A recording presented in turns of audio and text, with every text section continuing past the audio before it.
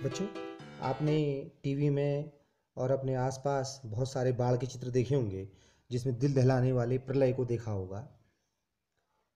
ये जल जो है, पानी जिसका अर्थात, ये हमें जीवन दे भी सकता है और हमारा जीवन ले भी सकता है। हम पानी के बिना क्या करेंगे?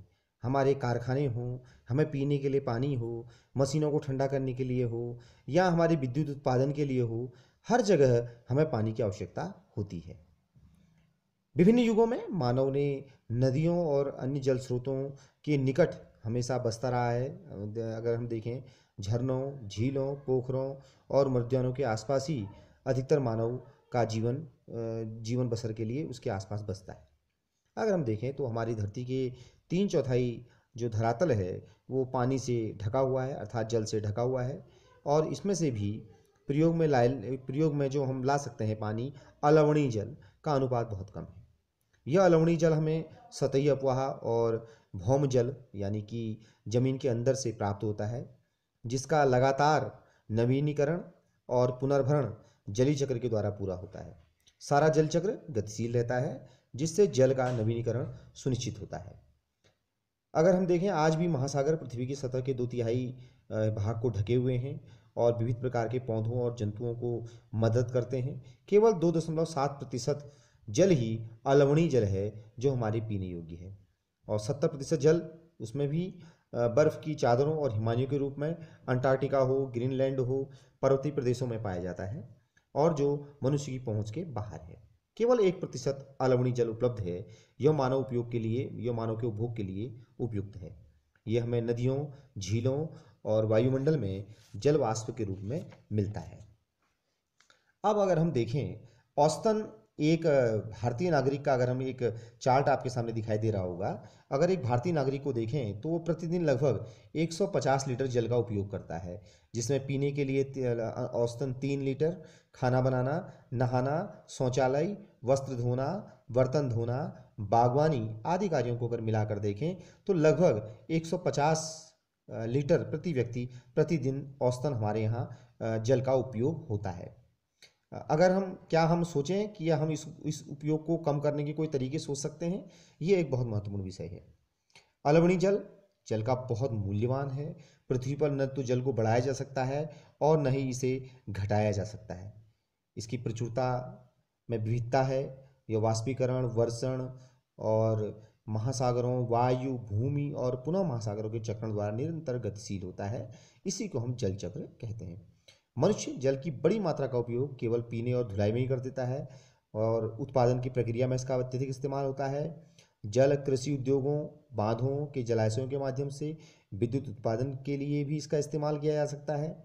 जल स्रोतों के सूखने के कारण, प्रदूषण के कारण, अलवणीय जल की आपूर्ति की कमी के कारण अगर देखें तो बढ़ती जनसंख्या, भोजन और नकदी की फसलों की बढ़ती मांग, बढ़ता नगरीकरण और बेहतर होता जीवन स्तर हमारे इस जल के उपयोग को लगातार बढ़ाता जा रहा है। अगर हम देखें, हमारे आसपास जल की उपलब्धता से संबंधित बहुत सारी समस्याएं उत्पन्न हो गई हैं। विश्व के कई प्रदेशों में जल की कमी है। अधिकांश अफ्रीका, पश्चिमी एशिया, दक्षिण एशिया, पश्चिमी प्रांत संयुक्त राज्य अमेरिका के भाग, दक्षिण अमेरिका के कुछ भागों में और संपूर्ण ऑस्ट्रेलिया तो अलवणीय जल की आपूर्ति की कमी का सामना कर रहा है। यहाँ अक्सर सूखा पड़ा रहता है। इसमें जलाभाव की समस्या बनी हुई है। इस प्रकार जल का अभाव मौसमी और वार्षिक वर्षण के विविधता के परिणाम स्वरूप मिल रहा है। अति उपयोग और जल स्रोतों के प्रदूषण का कारण भी जल के अभाव का एक कारण हो सकता है। तो इन सारी समस्याओं का निराकरण करने के लिए हमें जल के संसाधनों के संरक्षण करने की आवश्यकता है। अब अगर हम देखें, जल का संरक्षण किस प्रकार किया जा सकता है। आज के विश्व में शुद्ध और पर्याप्त जल स्रोतों तक पहुंचना एक बहुत बड़ी समस्या बन गई है।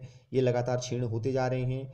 जल हालांकि नवीकरणीय संसाधन है, फिर भी इसका अति उपयोग और प्रदूषण के कारण इसे हम अनुपयुक्त बना देते हैं।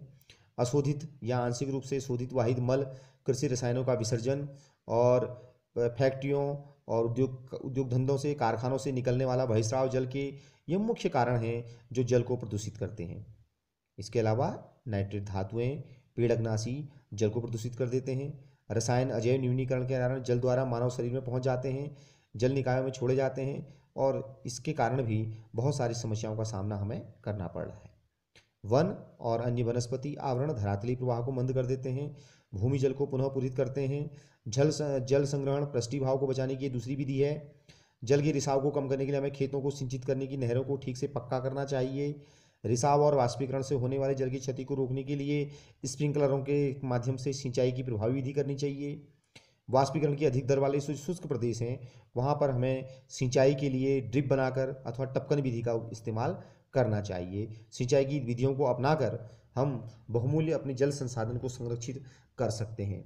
अगर हम देखें तो इसमें बहुत सारी दिक्कतें आ रही हैं। इन जल के संरक्षण के लिए हमें ऐसे विभिन्न उपायों को अपनाना होगा जिससे कि हम जल संरक्षण को कर सकें। इसमें एक महत्वपूर्ण विधि है वर्षा जल संग्रहण, जिसको हम रेन वाटर हार्वेस्टिंग भी कहते हैं। इसका इस्तेमाल अपने घरों में, घरों में, विद्यालयों में, कार्यालयों में सब जगह कर सकते हैं, जिसके माध्यम से हम भूमिगत इसको जल को पुनर्भरण के लिए इस जल का इस्तेमाल कर सकते हैं और इसको दैनिक अपने जीवन में इसके इस्तेमाल कर सकते हैं।